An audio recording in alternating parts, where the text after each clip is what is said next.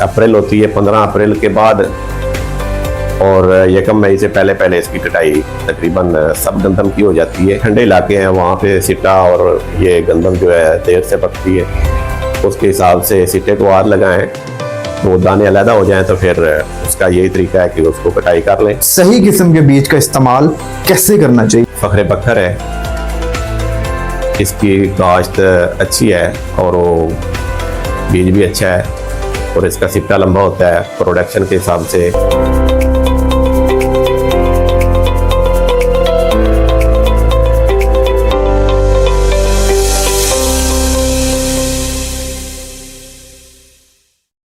अस्सलाम वालेकुम। Open point TV के प्लेटफॉर्म के साथ मेरा नाम है नासिर फारूक और मैं एक नए मौजू के साथ आपकी खिदमत में हाजिर हूँ। नाज़रीन, आज के इस खास इंटरव्यू में मेरे साथ एक खास मेहमान मौजूद हैं जो कि एग्रीकल्चर फार्म पाकिस्तान के एक्सपर्ट हैं। नाज़रीन, अगर मैं अनाज की बात करूं तो अनाज किन मराहिल से होकर हम शहरियों तक पहुंचता है, किन मवाजिद से होकर हम शहरियों तक पहुंचता है, क्या मराहिल होते हैं, क्या प्रोसेस होता है, किस तरह उसको तैयार किया जाता है, सारा कुछ जो है हम इस इंटरव्यू में हम डिस्कशन करेंगे। और हमारे जितने भी व्यूअर्स हैं देखने वाले, वो आज के हमारे खास मेहमान को बहुत अच्छे से जानते हैं। इनका नाम है माहिर मोहम्मद असलम साहब और आज हम इनसे बहुत सवालात करेंगे। आज सिर्फ बात ही नहीं बल्कि तफसीलन खुलकर बात की जाएगी और एक एक बात जो है वो बहुत तफसीलन वाज़े क्लियर की जाएगी और ये किसानों के लिए और मुख्तलिफ शहरियों के लिए बहुत हेल्पफुल होने वाली है और बहुत इंफॉर्मेटिव होने वाली है। तो आइए हम इनसे सवालात करते हैं और इंटरव्यू को आगे लेकर चलते हैं। सबसे पहले आपका ओपन पॉइंट टीवी के प्लेटफॉर्म पर आने का बहुत बहुत शुक्रिया। आप अपना कीमती वक्त निकाल कर यहाँ पर तशरीफ लाए और आज हम आपसे कुछ सवालात करेंगे गंदम के हवाले से और आप उनके जवाबात जो हैं वो हमारे नाज़रीन को बताइएगा। शुक्रिया, जज़ाकल्लाह, बहुत मेहरबानी। अच्छा चैनल है ओपन पॉइंट टीवी, तो पहले भी मैं आता रहता हूँ, काफ़ी दोस्त रब्ता करते रहते हैं। शुक्रिया, जज़ाकल्लाह। अच्छा जी, आज हम गंदम के हवाले से बात करने वाले हैं और गंदम के हवाले से अगर मैं आपसे बात करूं तो मुझे ये बताइए कि गंदम की काश्त से पहले जो मिट्टी की तैयारी का एक अमल होता है, एक तरीक़ेकार होता है, तो वो क्या तरीक़ेकार है, क्या अमल है, वो ज़रा बताइएगा हमारे नाज़रीन को। गंदम बिजाई का जो मराहल है वो ज़रा इस तरीके से है कि अब अक्टूबर जा रहा है, अक्टूबर के ख़त्म होने और नवंबर की 1 से लेकर 10 नवंबर तक इसका मिट्टी को तैयार करना, ज़मीन को तैयार करना और ये वो सारा। सबसे पहले ज़मीन को हल चलाएं, रूटा लगाएं, ज़मीन को बारीक करें, फिर डीएपी खाद 1 तोड़ा फी किले को और हो सके तो 1 तोड़ा यूरिया। यूरिया इसलिए कि यूरिया गंदम को फ़ौरन का दावर गंदम फ़ौरन होएगी और तैयारी होने में जल्दी मदद देगी यूरिया खाद। तो ये इस तरीके से इसका तरीका है कि 10 दिन के अंदर अंदर इसको बिजाई मुकम्मल होनी चाहिए और इसका बूटा और फसल का तरीकाकार गंदम का यही है, 10 दिन है। बाकी जितनी लेट होती जाएगी उसकी प्रोडक्शन में बहुत कमी आएगी। अच्छा जी, अगर मैं गंदम के बीज के हवाले से आपसे बात करूं तो मुझे ये बताएं कि सही किस्म के बीज का इस्तेमाल कैसे करना चाहिए और आप कैसे इंतखाब करते हैं कि यार ये वाला सही बीज है, इसको जो है इस्तेमाल में लाना चाहिए, तो इसका ज़रा बताएं। बीजों के हिसाब से मुख्तलिफ कंपनीज हैं और मुख्तलिफ इलाके और मुख्तलिफ ज़िले और मुख्तलिफ आबो हवा के हिसाब से मिट्टी को चेक करवाएं और उसमें कौन सी अच्छी फसल होती है और उसके हिसाब से बिजाई करनी चाहिए। दिलकश बीज है या कि फखरे बखर है, इसकी काश्त अच्छी है और वो बीज भी अच्छा है और इसका सिट्टा लंबा होता है प्रोडक्शन के हिसाब से, तो वाफिर मिकदार में दाना होता है। अच्छा जी, गंदम के हवाले से ये बताएंगे गंदम को कैसे बोया जाता है, क्या तरीक़ेकार होता है, क्या रवायती तरीके इस्तेमाल किए जाते हैं या मशीनरीज को जो है वो इस्तेमाल में लाया जाता है, ये ज़रा बताएं हमारे नाज़रीन को। ये इसकी मशीनें भी होती हैं, मैंने हाथ से जो बिजाई होती है वो एक्सपेरिमेंट किया है हमने, अच्छा है। मशीनें बाज़ औक़ात ऐसे होते हैं कि मशीनों के सुराख जो हैं वो पैप पैपिंग के हिसाब से बिजाई होती है। पैप बंद हुआ तो काफ़ी नुकसानात हैं। तो छट्टा जो होता है गंदम की जो है वो ठीक रहेगी, तो इस हिसाब से बिजाई करनी चाहिए। अच्छा जी, गंदम की फसलों के हवाले से अगर मैं बात करूं तो गंदम की फसलों को कौन सी अहम ग़िज़ा की ज़रूरत होती है? इसके मौसम की अगर मैं बात करूं तो इसके मौसम के दौरान फर्टिलाइजेशन का जो इंतजामात हैं वो कैसे देखे जाते हैं, कैसे किए जाते हैं? ज़मीन की तैयारी में असल में मुख्तलिफ मराहल से ये ज़मीन गुजरती है पूरे साल में से। इसमें जब गर्मियाँ आती हैं, गंदम की कटाई हो जाती है, उससे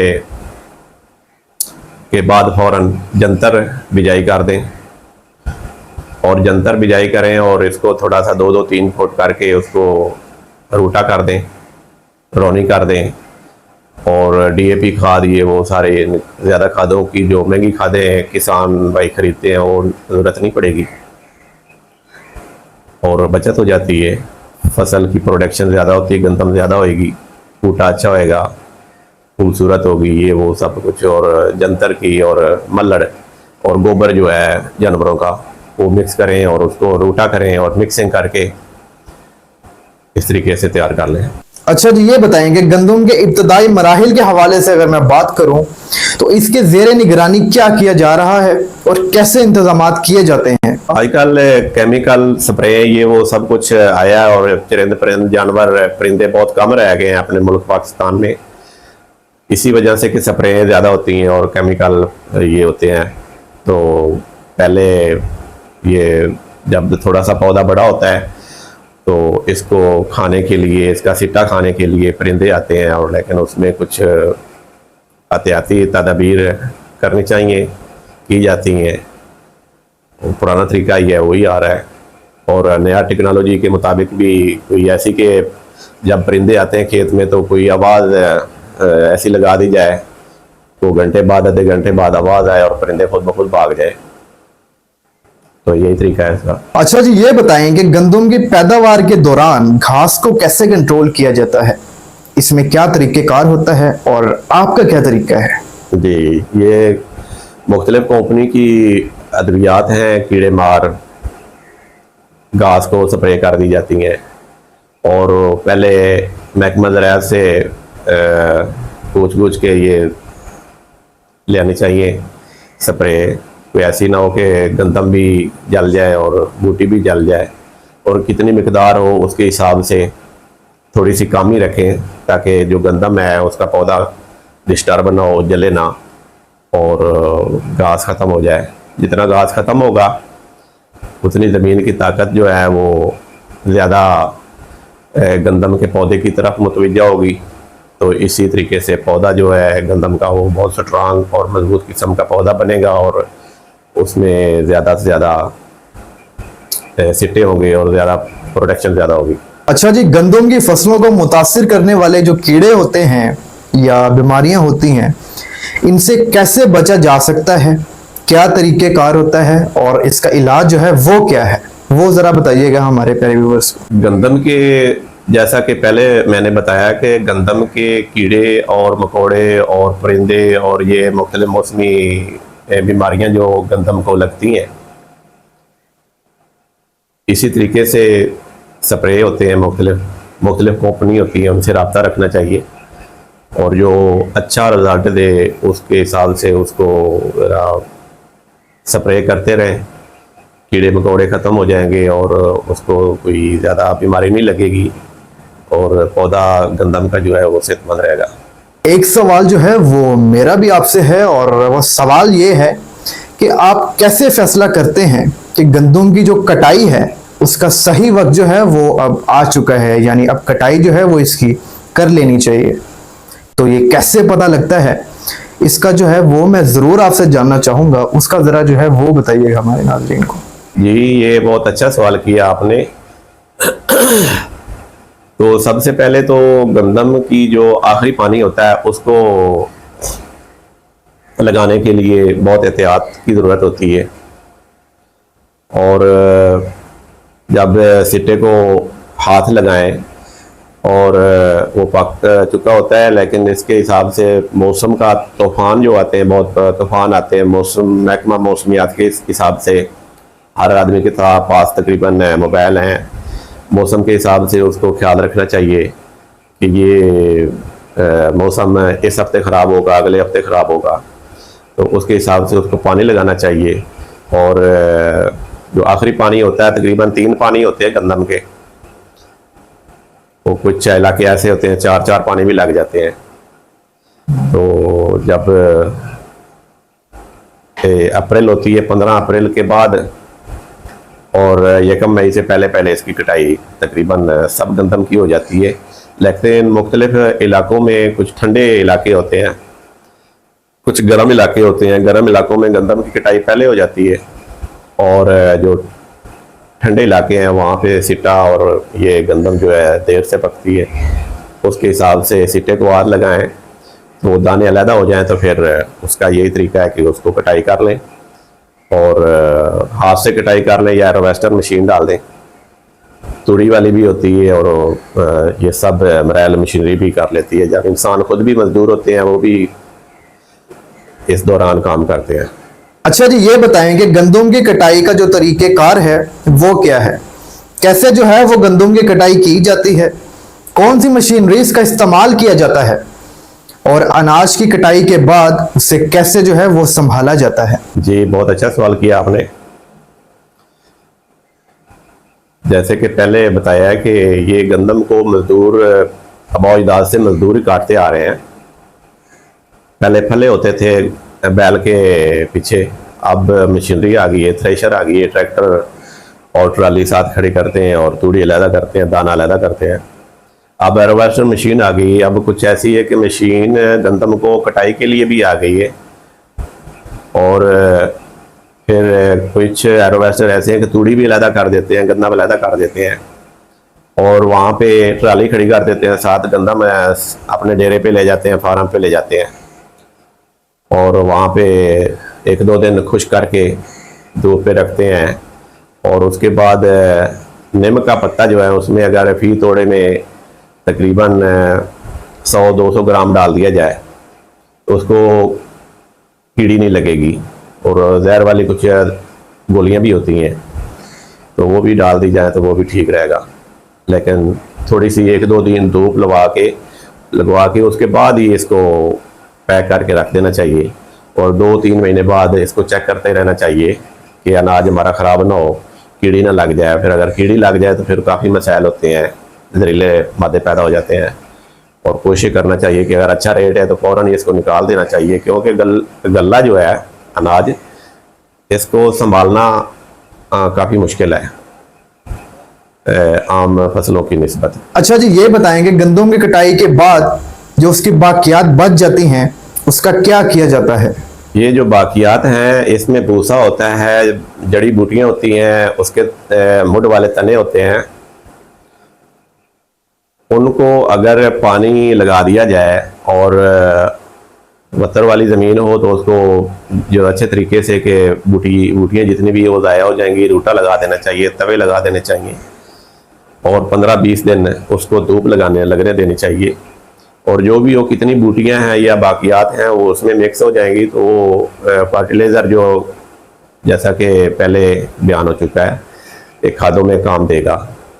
या कि अगर उसमें जंतर बीजना है, मज़ीद ताकतवर ज़मीन बनानी है, तो उसको ऐसे है कि जंतर बिजाई कर दें, हल ना चलाएं, रूटा ना चलाएं। जैसे गंदम की कटाई होती है फ़ौरन पानी लगाएं और छट्टा मार दें जंतर का, और मज़ीद ज़मीन ताकतवर बन जाएगी।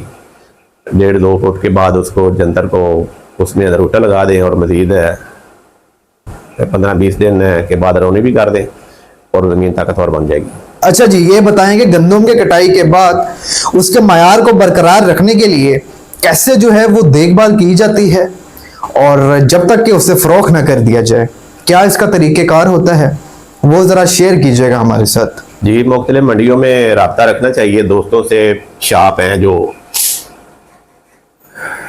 मुख्तलिफ इलाकों की, हर ज़िले में डिस्ट्रिक्ट ज़िला लेवल पे, तहसील लेवल पे ये ताजर बैठे हैं, और गल्ला मंडियाँ हैं, फसल बीजने से पहले राब्ता रखना चाहिए। तो इस तरीके से ये सेल भी हो जाएगी। अगर स्टोर करनी है तो स्टोर करने का भी तरीका फ्रेश और नया तरीका, नए नए तरीके हैं, तो वो भी ध्यान में आते रहते हैं। यही तरीका है इसका।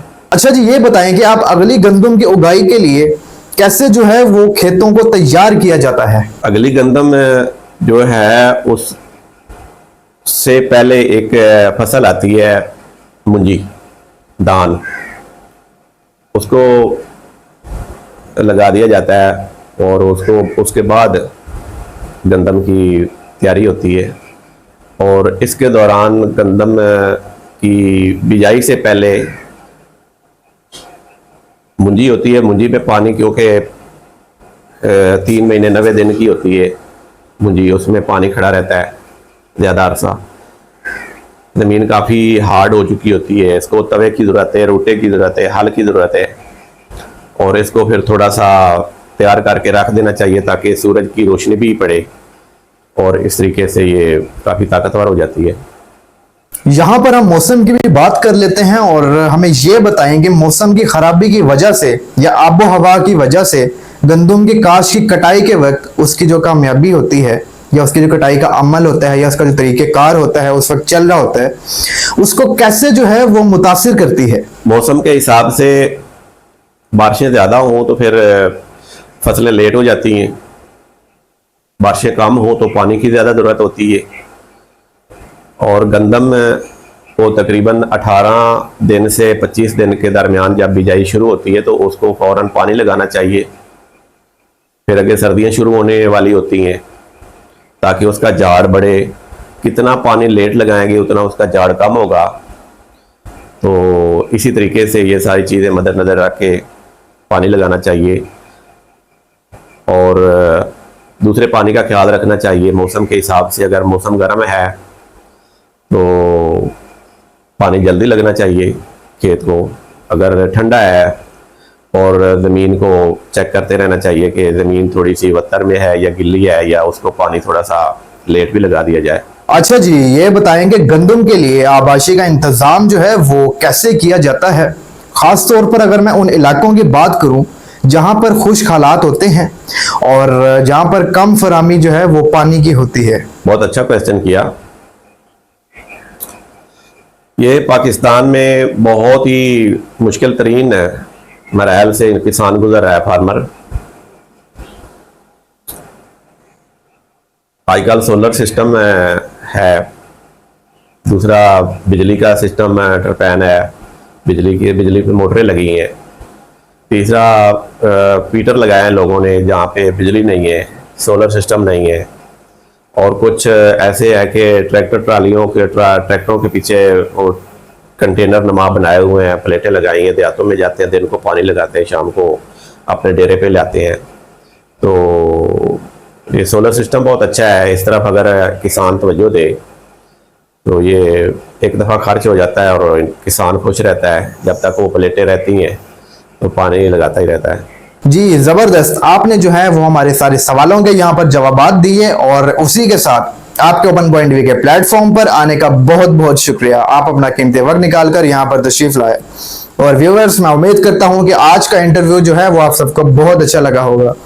उसी के साथ इसको आगे शेयर कीजिएगा, लाइक भी कीजिएगा और सब्सक्राइब करना बिल्कुल मत भूलिएगा।